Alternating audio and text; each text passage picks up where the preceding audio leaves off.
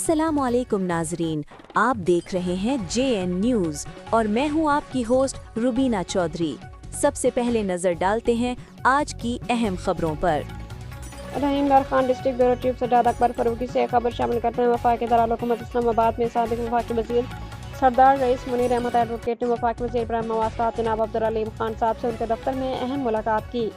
मुलाकात में वफाकी वजीर मुमलिकत बराए ओवरसीज ऑन चौधरी साहब, MNA खारिया नसीर अहमद अब्बास सद्दू साहब और सेक्रेटरी मवासलात अली शेर मसूद साहब भी मौजूद थे।